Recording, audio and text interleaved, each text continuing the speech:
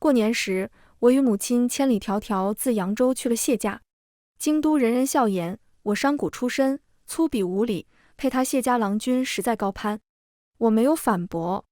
直到宴席上，母亲婉言提起我们的婚事，谢南旭神情淡漠，嘲弄道：“听闻商人重利，1万两还是入我谢家门，你选。”所有人都笃定我会选后者，却不想我缓缓开口：“1万两，1万两都够我回扬州招赘婿了。”大家好，欢迎收看皮皮听书。谢家是京城的高门大户，到了年关尤其热闹，各大流水宴不间断的摆，各家的千金应邀而来。偌大的庭院里，时而传出说笑声。我与谢家姊妹同坐在一处，她们兀自说着小话，声音说得轻，我听不太清。席上那位谢家表妹林霄云偷偷去我一眼，便与旁边的姊妹笑作了一团，隐约间能听见我的名字，像是在评论我的相貌，还说比不上乔姐姐。我捏着快住的手不自觉攥紧了，这并非第一回了。自前日我与母亲上京入了谢家，这样打量的目光便不间断。我起初生气，但母亲劝我忍，说大家族规矩多，不好还没过门就得罪了人家。母亲的话在耳边过了几圈，我缓缓吐出口气，假装没有听见。我低下头，但还不等我继续吃东西，忽然又听见有人笑。你看他又开始吃了，哎，也不知道他们母女俩是不是来咱们府上打秋风的，就这样的姿容和身份，哪里配得上南旭哥哥？你是没瞧见他娘那讨好的嘴脸，想来是铁了心要攀谢家这高枝了。听说他娘原来还是个2家妇，指不定之前做了什么阿杂事被休弃了呢。砰的一声，筷子被扔在地上，几个姑娘愣了下神，错愕地盯着我。我冷下脸，你们胡说什么？几人你看看我，我看看你，一下噤声了。就在这时，谢南旭过来了，瞧见这副场面，眉头便是一皱，沉声问：大过年的，吵什么呢？他相貌生得极好，冬日里他穿了身绣着青竹纹样的圆领袍子，脖梗处还有一圈的细细绒毛，面若冠玉，身如翠竹，往那一站，便不自觉吸引了所有人的目光。我下意识朝他望去，刚想开口说他们不尊重我娘，可话还未脱口，便被谢家表妹截住了。她笑嘻嘻地指着我说：表哥，你这位未婚妻想是没吃过什么好的，方才席面上盯着一道制羊肉吃了大半盘，活像饿死鬼投胎里。我们笑了他2句便不高兴了，还摔筷子，怎地这般粗鄙？他的语气娇蛮，说着还朝我吐了吐舌头，扮了个鬼脸。我气得浑身发抖，分明是你们在背后胡乱嚼我娘的舌根。说着我就要过去同他争辩，但谢南旭却误会了，手腕被扣住。谢南旭的力气比当年大多了，狠狠一甩，我就被灌在了地上。隔着厚厚的冬衣，我仍能感受到膝盖和手肘处传来剧烈的疼痛，生理性眼泪不自觉冒出。谢南旭居高临下地睨着我，眼底掠过淡淡的鄙薄，语调很冷：萧云不过说句玩笑话，你就要动手？这是我谢家，你还没嫁进来呢，还轮不到你来教训人。他这话一出，众人看好戏的目光朝我投来，怯怯地笑。我哪里受过这样的委屈，眼圈一下子红了，却忍住了眼泪，梗着脖子说：是他们先对我娘出言不逊，在先。谢南旭却懒得听，低声呵斥：够了，好好的宴会，叫你弄成这样，还嫌不够乱？我一下愣住，恰逢这会儿，垂花门外来了个下人，高喊了句：乔姑娘来了。呀，是乔姐姐来了，我们快些去。她宾息滑得最好，定要她教教我们。表哥你也快来啊！众人说着便要去。林霄云笑着上前，拽着谢南旭的衣袖就走。谢南旭瞧了眼还跌在地上的我，眉心皱了皱，但到底还是被扯去了。人群哗啦啦地散了，我拍了拍裙摆的兀自起身。冬日里穿的厚，没摔伤，约莫就是手肘和膝盖处淤青了。我不会冰溪，自然也不想过去凑这个热闹，兀自回了屋。此番上京，除了我这一桩婚事，还有另一件要紧的事。3年前，我族中的米阿子嫁到了京里的将军府，年前寄了信回扬州，说生了男孩，族里人都欢喜得不得了。这是我的第一个小外甥，我自然是放心上，想着筹备一份厚礼送他。可惜我不善女工，最后敲定是亲手篆刻一枚绿竹佩，竹子高洁，纹样又不至于太过繁琐。我花了重金寻得了块好玉，花了2个多月方雕好了。今日与米阿紫约定好了午后申时相见。想到这，我立在床沿，掀开枕头，可下一刻神情一变，我的锦盒呢？我把房间翻了个底朝天，都没有看见我的锦盒，当下急了，冲出门去。恰逢有丫鬟端着盘子要往湖边去，被我一把抓住时吓了一跳。沈姑娘，有什么事吗？我认出她，她是这个院子里伺候的。我眯起眼睛质问，今日谁进过我的房间？小丫鬟浑身抖了抖，眼神发虚，顾左右而言他，这奴婢哪里晓得呀？姑娘快松手，奴婢还得去给其他姑娘哥送果子呢。说着便要挣开我的手走。我心下觉得不对，不肯松手。你不说，我不让你走。眼见我要打破砂锅问到底，他将眼神往湖边那边一瞥，小声说，姑娘要是丢了东西，就去湖边看看吧。湖边，我一个愣神地功夫，他便挣开了我的手，兀自往前走了，嘀咕，真是好粗蛮的姑娘。我没理会他的嘀咕，提起裙子快步去了湖边。谢府占地范围极大，其中就有一面湖。如今天气寒凉，湖面结了冰。我到的时候，就见几个穿着棉袄的姑娘在上面耍冰嬉，笑声不断。谢南旭也在，他旁边还站着一位姑娘，她身量纤细，瞧着弱不禁风，肩上裹了厚厚的大氅，一张芙蓉面半藏在绒毛里，半隐半现间，犹如美人半遮面。想必就是谢家表妹口中的乔姐姐，确实是个实打实的美人。可我却无心这些，离约定的时辰近了，想来阿紫已然在等我了。正想着该找谁问问，一扭头，却见凌霄云手中正拿着我那块玉，见我瞧去，他眼珠子一转，高举起来，娇声笑着，乔姐姐，你不划可不厚道啊，要不这样，就拿这块玉当做彩头，咱们几个从这里划到岸边，谁若胜了，彩头便归谁了。他站在岸边，我快步过去，想去抓住他的手，还给我，这是我的东西。可他仗着穿着冰刀，轻轻松松避开我的手，我知道是你的呀，反正是送给表哥的东西，表哥说了，可以送给我们。他在乱说些什么？我踩上冰面，冰面太滑，我险些摔倒，勉强站稳，这不是给你表哥的东西，你快还给我。见我否认，凌霄云却不肯信，翻了个白眼，你还不承认？他把玉佩随手扔给站在另一边的姑娘，接着那姑娘伸手要去接，却不想冰面太滑，那姑娘也不太会滑，手忙脚乱的，玉佩从半空中掉落，摔在冰上，碎了。所有人都愣住了。刹那间，我的脑袋一空，紧接着浑身的血液涌上头，我想也没想，一把抓住凌霄云，扇了他一个巴掌。我这巴掌打得重，他没反应过来，直接跌倒在地，手掌按在玉佩碎片上，鲜血流了一地。他反应过来，尖叫出声，啊！这边的动静很快吸引了谢南旭的注意。他滑过来，见他摔倒在地，手上流了血，而我站在旁边，一脸愤恨，当下一巴掌甩在我脸上，沈锦，你疯了！我的脸被打到一边去，嘴里溢出血腥气，不可置信地看着他。他扶起凌霄云，看也没看那摔碎的玉佩，冷声道，为着这么快不入流的下等货色，也值得这样大动干戈？再说了，本就是要送给我的东西，我早说了，送他们玩，你至于这样小气计较？谁说是要送给你的？我一句话还没说完，就被他的肩膀撞开。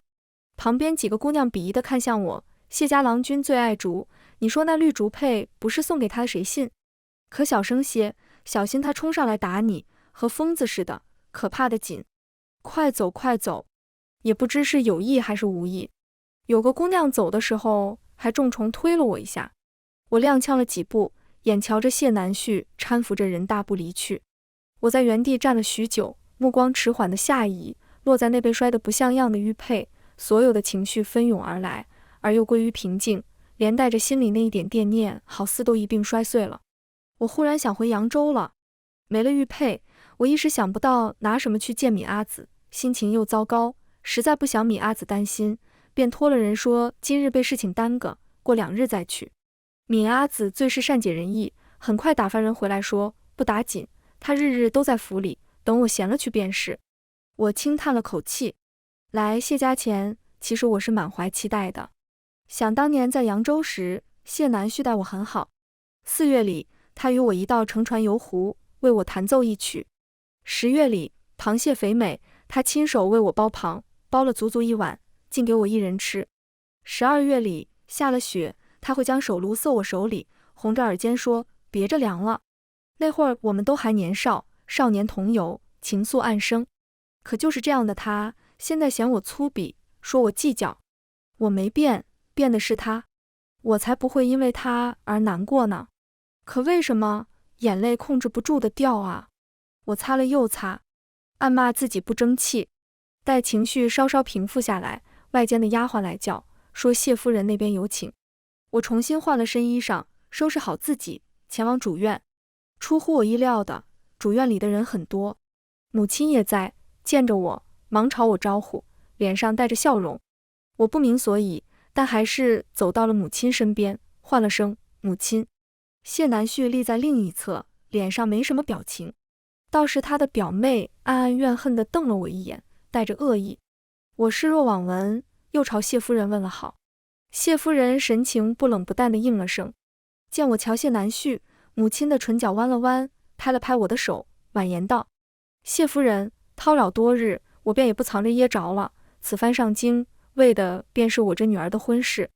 当年谢父上在扬州当官时，因为清廉，家产绵薄，谢南旭病重，是我家不知花了多少银子治好了他的病。本也只是举手之劳，可见我俩有意，两家便定下了亲事，也算作报答。我抿紧了唇，下意识抬头看谢南旭。男人眉眼淡漠，闻言轻审了声，锐利的目光扫过我，嘲弄道：听闻商人重利，1万两还是入我谢家门，你选。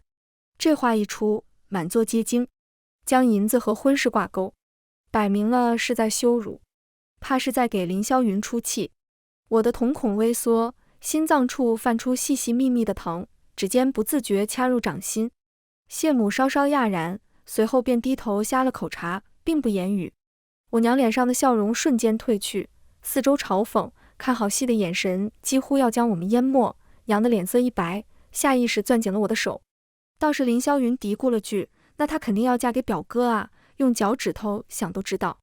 这话点醒了其他人，不过就是一句嘲讽的话罢了。谁会放弃嫁入谢家高门的机会？众目睽睽之下，我盯着谢南旭，在他冷然的目光里，眼睛眨了又眨，到最后缓缓开了口：我选1万两。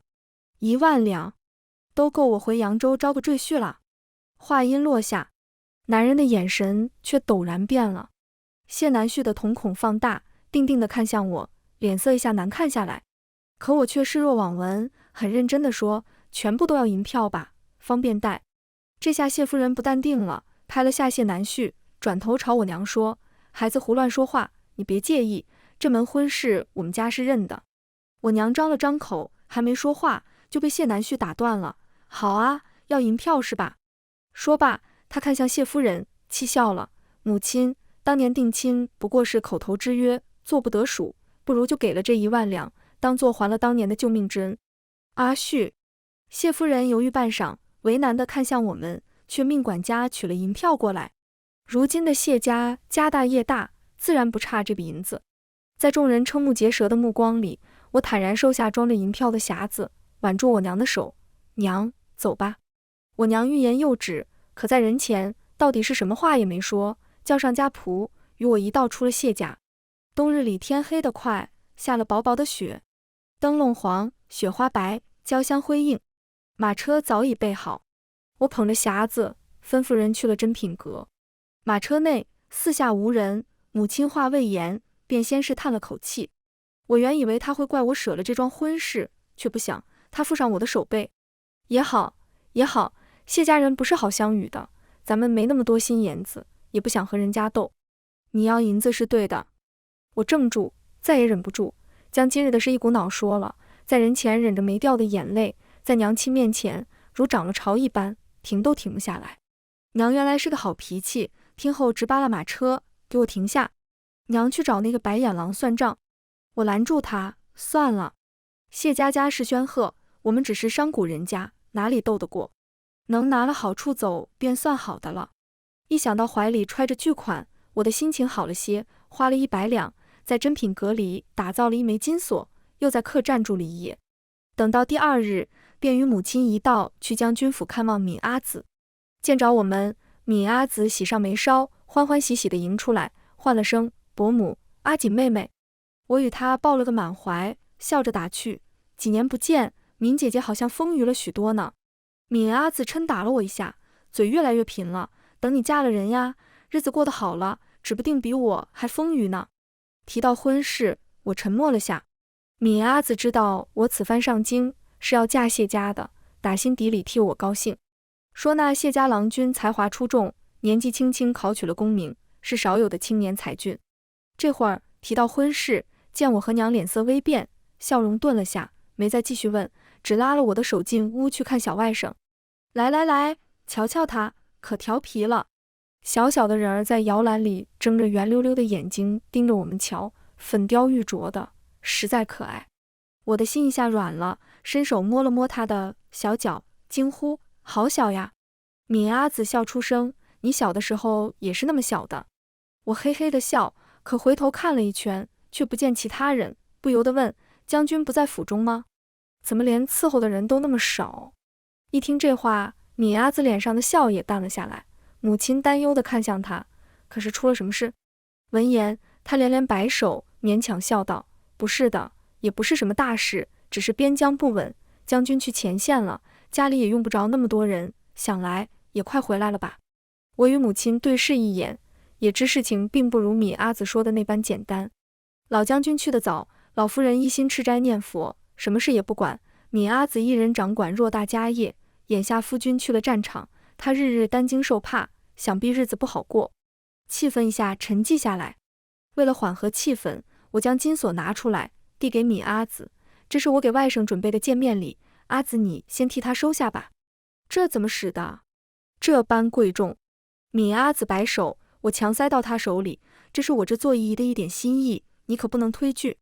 我都这般说了，他这才收下。看过外甥，又吃过饭，母亲有些累了，便在客房暂歇。我与闵阿紫在屋内闲话家常，忽闻一阵脚步声，闵阿紫绣花的动作一顿，面上浮现喜色，定是将军回来了。说着，他放下帕子，匆匆出门，可在看清来人时，又默默退了进来。我不明所以，行至他身侧，怎么了？他转过身，耐心与我解释，是我那小叔，他16岁就跟着将军上战场了，身上有军功，只可惜是个不好相与的，骂人可凶了，我实在不敢与他多说话。那他可有欺负你？经过谢家一遭，我对京城中的世家子弟都没什么好感。见阿紫面露惧色，更是气不打一处来，义愤填膺道：阿紫，若是你在将军府里过得不如意，咱们就回扬州去，打不过咱们还躲不过吗？我噼里啪啦一顿说，久久没有听见回应，一抬头就见闵阿紫瞪大眼，眼神惊恐。我顺着他的视线回眸，陡然撞上一双黑沉如墨的眼睛。那什么？我第一次说人坏话，就被人抓包了。院子外，男人很年轻，约莫20出头的模样，穿着一身墨袍，他身长8尺，面容俊美，一双丹凤眼狭长，微微眯起。我瞧他总觉得眼熟，这人我识得的。当年扬州匪患作乱，一位少年执一杆红缨枪，带人扫荡流匪，还了扬州城一片安宁。但我之所以还记得，却是一桩糗事。他来我家店里吃饭，却没有带银子。那会儿我爹娘去别的店忙了，留下间小食铺让我看着。那年我才11、12岁，不知他是大英雄，见他吃霸王餐，不肯让他走，拽着他的衣袖道：你不给我钱，就要留下给我家洗盘子。他的表情很凶，我有些害怕，眼泪在眼眶里打转，眼见要哭，他没了法，手忙脚乱地哄我给你洗，你别哭啊。我忍住眼泪，绷着小脸说：那你洗。然后盯着他洗完了100个碗碟，这才放他走。现在想起来，我面色一窘。人的记性有时候其实可以不必太好的。不过那样的小事，他应当不记得了吧？果不其然，他只扫了我一眼，并没有认出我，只看向敏阿紫。嫂嫂，前线战事吃紧，国库空虚，阿兄命我回来取些银子，不知家中还有多少银子。敏阿紫掌管府中钟馗，眼下面露难色，支支吾吾半天说不上来。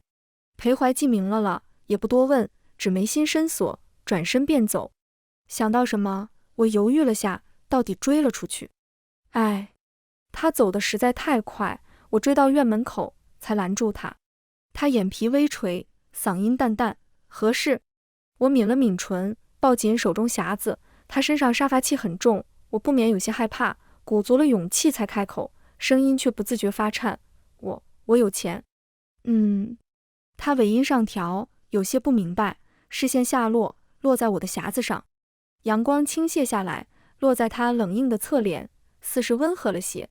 我将匣子打开，这里面有1万两，都给你。这笔银子于我扬州富商而言，虽然也算不上少，但对他来说更重要，算是还了当年他的恩情。爹说，若不是他，就没有现在的沈家。裴怀记的目光在那银票上一扫而过，目光微动，最后落在我脸上，沉声道：“无功不受禄。”我也是大行的子民，自然该出一份力的。我将匣子塞到他怀里，又怕他拒绝，硬着头皮攀亲戚。况且我阿紫是你嫂嫂，我理应也该喊你一声小叔。实在不行，老小叔你在军营里替我留意，有没有长得俊、性子好的年轻男子，最好有官职的，也不用太高。敏阿紫与我感情甚笃，我实在不忍见他日子难过，早些打完仗，便能早日阖家团圆。再说了，这银子也不是我的，花出去不心疼。听到小叔2字，男人眉头皱了又皱，最后深深凝视我一眼，说：“这个好办，我有现成的。”我胡乱的应，那下回叫他来扬州寻我。好。他一口应下，目光仍盯着我，忽然道：“还有别的话吗？”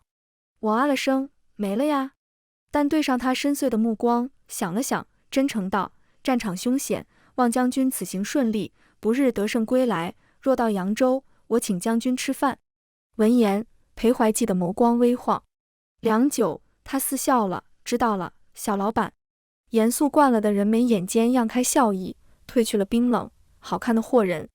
我的心脏莫名跳得快了些，脸颊一下红了。他竟然还记得。见我窘迫，裴怀记倒也没有取笑，接过我手中的匣子，转身离开。可走出几步，又回过头来，目光在我身上定格，忽然道：“雪天路滑，车马不便，若是无事，可在将军府多住几日，等过完了年再走。”这话来得突然，我慌乱抬眼，对上他的视线，一时没反应过来，呆呆的应下：“哦。”见状，他的唇角又上扬了下，很快拉平。如他所说，正是过年，又下了雪，马车不好走。但裴怀记却没留下过年，带着一行人又匆匆地赶赴边境。倒是米阿紫留我们过完了年，这才亲自送我们离开。我与阿娘辞别敏阿紫回扬州那日，是个风和日丽的好天气，云雪消融，天空如洗。我最后回头望了眼繁华的京城，眼底早没了来时的期待。该回家了。我出城的消息也不知怎地传到了谢家。谢南旭正在院子里和几个友人闲谈，可心情实在称不上愉快。不知是谁先提起说：“谢兄，今早得到消息，你那青梅出城了。”说来，这样粗鄙的女子哪里配得上谢兄啊？也不知谢兄缘何与她定下的亲。这话吸引了好几人的兴趣，纷纷追问。谢南旭恍然了下，他忽然记起当年在扬州时，他病得很重，是阿锦整日坐在他身旁照料。他热情开朗，总与他说些扬州趣事。那会儿他觉得他娇俏，也曾心动过。可此番一见，他与阿乔比起来，当真是如萤火之光比之明月之辉。阿乔生的貌美，又是大家闺秀，不是阿锦能比的。如今退了亲，他该高兴才是。可不知为何，他的心底却总觉得有些闷。大抵是在他心里，他竟不如1万两，当真是眼皮子浅的商贾之女。亏他这些时日还觉得那日有些失礼。思及此，他的语气漠然，他性子粗鄙，本就并非良配，当初不过是长辈们的一句戏言罢了。友人们顿时笑开了。谢南旭遥遥望向城外的方向，等回了扬州，以他之资，怕是也只能驾驭走卒商贩草草一生了吧。3个月后，我回到了扬州，阿娘与爹爹说了谢家之事。阿爹从最初的愤怒，到最后平复情绪，安慰我说，咱们阿锦那么好的姑娘，不愁嫁不愁嫁。可扭头，他就在扬州城里替我挑郎君，可来来回回，总没有合适的，急得他日日挠头，险些秃了。我倒是不在意，嫁人嘛，总得看缘分。只是没想到，等到第2年入夏的时候，阿爹笑盈盈的回来，说给我找到了一门好亲事。什么亲事？阿爹神神秘秘的笑了笑，是个好的，婆家也好相处，过几日你就能见着啦。我不明所以，但也没太放在心上。近日扬州城多匪患作乱，流民变多了。不过好在今年收成还算好，我与阿娘舍粥彭施粥做善事。等到粥盆见底，我们正要收摊，却没想到那些没轮到的人扑上前就抢。慌乱间，我被人推搡在地，小腿被踩了一脚，剧烈的疼痛袭来，我下意识往外爬。可下一刻，忽闻一道破空声，一支箭矢射在木柱上。变故来得突然，还在乱抢的流民一下就顿住了。我抬头去看，只见男人一身盔甲，利落地翻身下马，嗓音很沉，退开。他一身煞气，人群畏惧地让出一条路来。不过几息功夫，裴怀济就行至我跟前，深沉的目光掠过我脏污的裙摆，眉头皱了下，蓦地，他弯下身，将我打横抱起来。我的身子忽然腾空，下意识搂住他的脖子。阿娘震惊地瞪圆了眼睛，但碍于人多，没多问。被众人围观着，我不免有些羞窘。小叔，你快把我放下，我能走。就在这时，裴怀济开了枪，语气硬邦邦的，你受了伤？他一路送我去了医馆。一路上，我才发现跟在他身后有好些年轻副官，这才想起他应是来兑现当日诺言的，只是来得不巧，正好遇上我受伤。我偷偷拿目光去那些年轻副官，相貌虽算不得1等1的俊，但眉目清朗，又有着一股子正气，只是不晓得品行如何，若是合适，相处一番也不是不行，也好过阿爹总为我的婚事发愁。正想到此处，小腿处忽然被握了下，我疼得嘶了声，回过神来，低下头，就见裴怀济正蹲在我旁边，大手握住我的小腿，见我看去，神情缓和了些，别怕，没骨折。坐堂的大夫见他是个熟手，也没说什么，替我看了伤，敷了药，包扎好后，又匆匆去看下一个病患了。一时间，气氛陷入死寂。我瞧了眼风尘仆仆的他们，想起那日说的，忙道，去我家的客栈吧，我请诸位用饭。几个年轻副官热情好说话，纷纷应下。裴怀济唇线抿了抿，可到底什么也没说。一行人去了客栈，我拄着拐杖，吩咐厨子多做几个菜招待。等吃完饭，我又让掌柜的给他们每人安排了上房。等其他几人上了楼，我与裴怀济面面相觑，实在找不到话，脑子一空，一句话不经思考便脱口而出，小叔，你身边的那几位年轻副官，哪个要与我相看呀？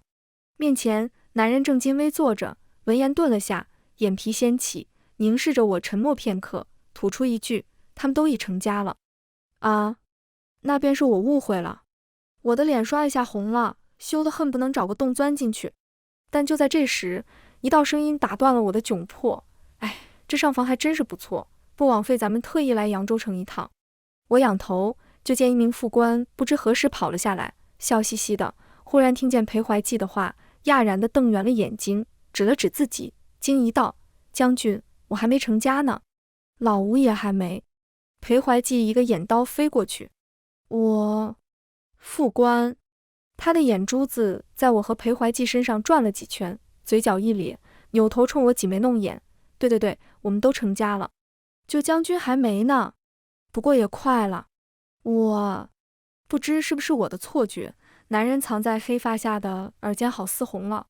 裴怀济在扬州留了足足2月，先是帮着地方官安置好了流民，后又是去剿了匪。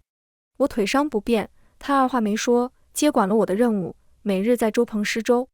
他长得凶，气势足，倒是没有流民作乱。阿娘瞧得多了，没忍住对我说：“这人还真是不错。”我明白阿娘的意思，只是听那副官的意思，裴怀济要娶妻了，也是应当的。只是不知为何，胸腔内竟有些发闷。但我没想到，等到入夜的时候，会在饭桌上见到裴怀济。阿爹朝我努了努嘴：“闺女啊，裴小将军人品端方，是个可托付的。”这下换我惊讶了。之后听阿爹说，裴怀济打了胜战，在殿前求了金银珠宝，第一时间给阿爹去了信，道明求娶之意。也是因此，沈家有这么多的银子能用来做善事。可相处多日，裴怀济只字未提。我又是惊讶又是茫然，还夹杂了点说不清道不明的欢喜，一时间竟不知说些什么好。只等饭后送他出门时，没忍住问：“你怎么突然求娶我啊？还有，怎么不提前说？”一连2个问题抛出。男人的脚步微顿，回头眸色认真：“那日你赠我1万两银时，我便想娶你了，只是我们相处不多，不甚了解。这2月，想你多了解我一些，再做决定。”他知晓那1万两银是怎么来的。他在谢家受尽了委屈，退婚得的这笔银子，却在得知边境有难时，毫不犹豫将1万两尽数赠他。这样的好姑娘，何该被好好呵护的？我争冲地望着他，心中莫名有些松动。莫得。他又补上一句：“你阿子和外甥也很想你。”见他偷偷看我，我莫名觉着有些好笑，抿唇笑开：“那一起去京城？”听见这话，男人的眸光亮了下，唇角上扬：“好，裴家的小将军要成婚了。”这个消息不过几日就传遍了整个京城。裴家如今刚打了胜战，正得陛下宠幸，上赶着结交的人大把。谢南旭自然也得到了消息，命人备好了一份厚礼，亲自上门庆贺。但他没想到的是，会在人群里看见一道熟悉的身影。我手执团扇，与裴怀济一道拜了堂。敏阿子站在一旁，笑得合不拢嘴。婆母是个性情寡淡的，也不多为难我，淡然地喝了茶。待流程结束，我由丫鬟搀扶着往新房去，可一转身，却撞上谢南旭的目光。他的眼里有震惊，有错愕，也有深藏的不甘。我什么也没说，兀自越过他，去了新房。谢南旭呆呆地目送我的身影远去，旁边有相熟的有人拍他：“哎，我怎么瞧着那新娘子眼熟得紧，与你那青梅好生相似。”谢南旭嘴唇蠕动了下，可一句话也说不出来。他大抵在想，我怎么会嫁给裴怀济？我又怎么能嫁给裴怀济？坐在新房里的时候，我想到谢南旭方才的神情，忽然觉得有些好笑。我不嫁他，他应当是高兴的吧？又何必再惺惺作态？思绪千回百转，也不知过了多久，听见熟悉的脚步声。我的心间没由来的一紧，只见下意识攥紧了裙摆，伴随着嘎吱一声，男人推门而入。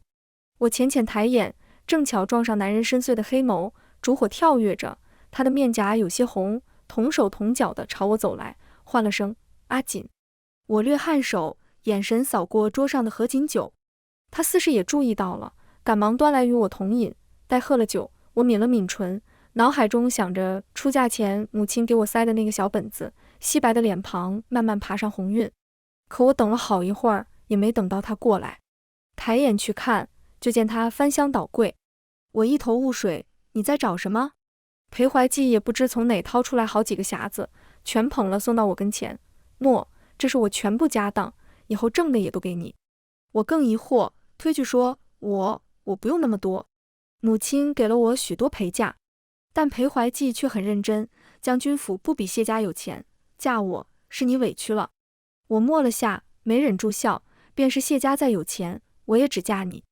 阿锦要嫁的郎君，从来就不是以家产多少来论高低的。谢南旭负我将婚事换了1万两银，是断了这门婚事，也断了自己的念想。话落，久久没听见他出声，我笑着望他，却见他直勾勾地盯着我，眼底染上玉色。我忙别过脸去，低声说：“把匣子放下，去洗漱吧。”好。他哑了嗓。等我洗漱完出来的时候，他已经坐在床边了。我的目光不自觉往下一扫，他指着亵裤，腰胯间一块突出，对上我的目光，他眼底的欲色愈浓，似有火焰在烧，再忍不住，一把将我拉至怀里。他的身材宽大，能够完全圈住我，粗糙的大手掐住我的腰眼，我耐不住痒意，推他，别掐，痒。男人的喉结快速滚动了下，炽热的吻就落在我的唇上，带着急切却又极致的温柔。红帐落下，烛火气泪，一夜未灭。等到第二日清晨，我听人说，谢家郎君在将军府外站了一夜未走。不过我也没在意，只是与闵阿紫相见时，别提有多高兴了。阿紫，如今该叫一声嫂嫂了。旁边与裴怀济有几分相似的男子淡笑着纠正，这应当就是裴怀济的大哥裴怀初了。比起裴怀济的冷峻，裴怀初温润许多。我叫了声大哥安好，嫂嫂安好。闵阿紫连连应了，握住我的手，哎呦了声，你不知道，我得知你嫁过来，我昨晚上高兴的一晚上没睡着觉。将来他们俩要是都去打仗了，咱姐俩也不孤单。我也欢喜，忙说那到时候再请个扬州的厨娘。哎，对，最好再搭个戏班子，咱俩一块听戏吃果子。蓦地，腰间多了一只手，裴怀济低下头，温热的呼吸洒在我脖颈间，悠悠道：要让娘子失望了，蛮夷被打跑了，10年里应该不会再来了。裴怀初也笑，冷飕飕的，是呢，以后我们都在家陪你们。我和闵阿紫对视一眼，同时叹了口气。见状，两人俱黑了脸。后来，我怀孕7月的时候，听说谢家被查出贪污，谢家满门被抄，判的流放，谢家表妹一家也被牵连。听人说，谢南旭本是与阿乔姑娘定了亲，但查出贪污后，事情还没定性，那许家便第一时间取消了婚约，撇清了关系。我听后也没什么想法，只是忽然想到，当年他谢家清贫，仍重情重义，如今谢家滔天富贵，却糟践真心，落得如此下场，也当是报应。谢南旭翻卖，谢家被查出贪污那日，阿乔的家人来了，来退婚。谢南旭没想到，一向对他温柔小意的人，在婚事上如此决绝。他去见了阿乔一面，隔着门，阿乔冷眼瞧他，嗓音不冷不淡：谢南旭，你如何才肯退亲？莫非也要我给1万两？当年他什么也没说，只是在心里想，谢家郎君实不是可托付的，奈何家族想与谢家联姻，他不得不与他交好。如今谢家落难，他自然不想再与他沾上关系。裴家心腹的事他也听说了，那日湖面匆匆一瞥，他只觉那姑娘可怜，被人戏耍，可事后想起，又觉愧疚。若非他亲近谢南旭，那位阿锦姑娘本不必受辱。如今他有了好归宿，他也去送了一份礼，愿他与郎君和和美美。至于谢南旭，自该有他的流放路要走。许家的大门在谢南旭面前关上，许乔的无情让谢南旭想到了当年那个对他不离不弃的沈阿锦，可他辜负了他，余生也终不会再见。全文完，皮皮听书感谢您的观看，每天上新精彩小说，喜欢就订阅吧。